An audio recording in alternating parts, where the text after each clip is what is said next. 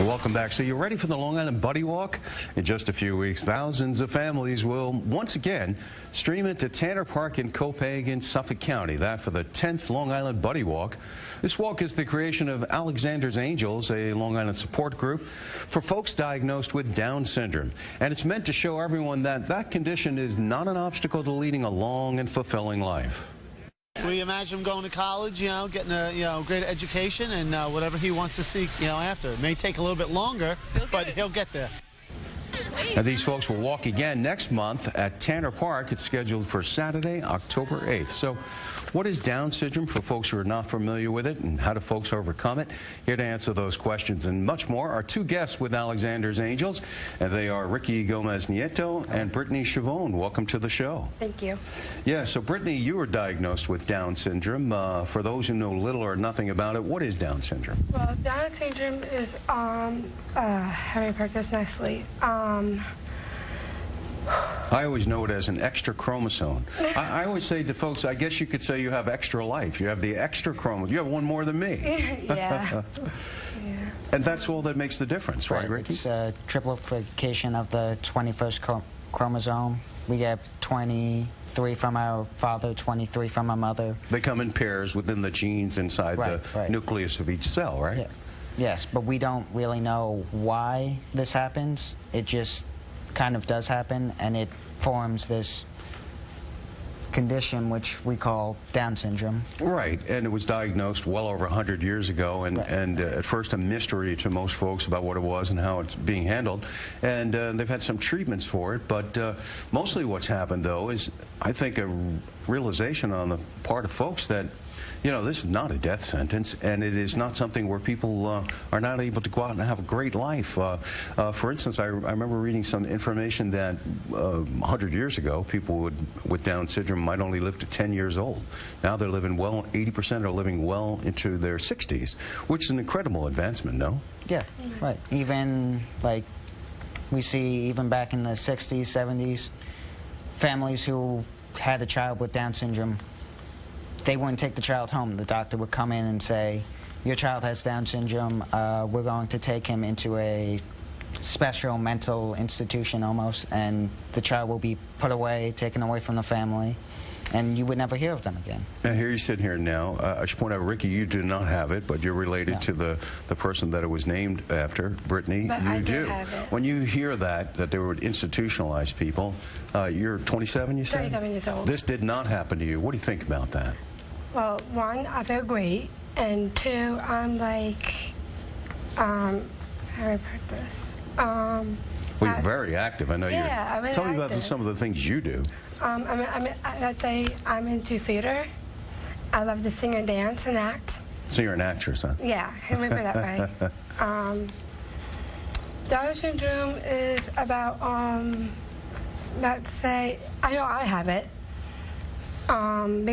Let's say the babies with Down syndrome really can do anything. You're a Special Olympian too, right? Well, what sport are we talking about there? The Buddy Walk. But well, I can see that you definitely got the actor skill. She's very expressive. And you got a great smile. And look at that. I mean, there's nothing stopping you, right? Nope, nothing at all. And that's really the point of this, isn't it, Ricky? Right. There's Elaborate on that a little bit. Yeah, there's nothing stopping anybody who has Down syndrome from pursuing any goal in their life. They can do just about everything that you or me can do to an extent, but they are perfectly normal human beings. They are almost inspirations to us all because they have something extra to overcome, and as Siobhan and many others will tell you, they have overcome. Some people like Chris Burke became famous actors. Other people help out in their communities. And this is not that rare either. 1 in 700 people have this in the United States. That's quite a few people. Yeah, they do. Yeah, so now tell me what your everyday life is like, Brittany, what you do. Well, let's say my baskets, I'm a nonprofit. Right. And I'm helping kids with Down syndrome come to the world with a family. So you make baskets? I make them and I deliver. And you deliver. Yeah.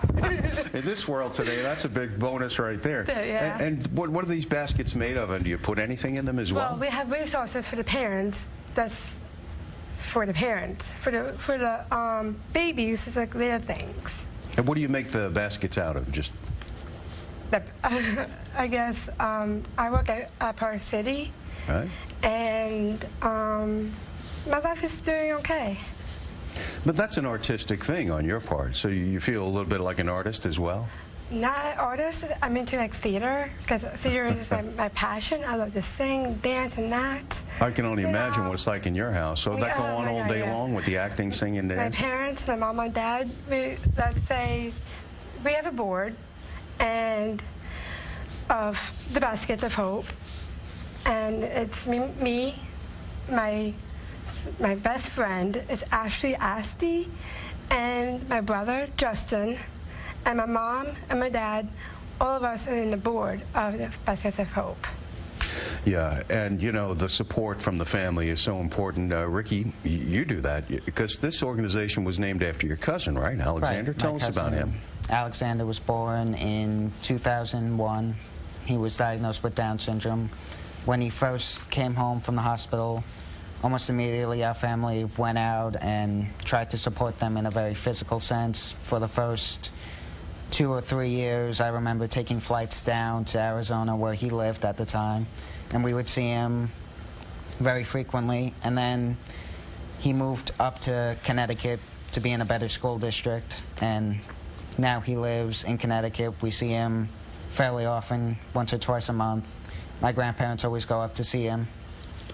Yeah, I know your grandmom, Esther Gomez Nieto, has been on our show before, and she's very active in this, right? Right. She can almost, she has single-handedly created this organization back in 2007 when we first met at CW Post. No question about that. She pesters us all the time for coverage, and we're happy to provide it.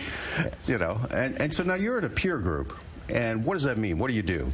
Well, I'm the president of the Junior Self-Advocate Group board, so we kind of take the people who are not on the senior board, as it is, the self-advocates, the younger members of the community like myself and others, and we get together and plan events.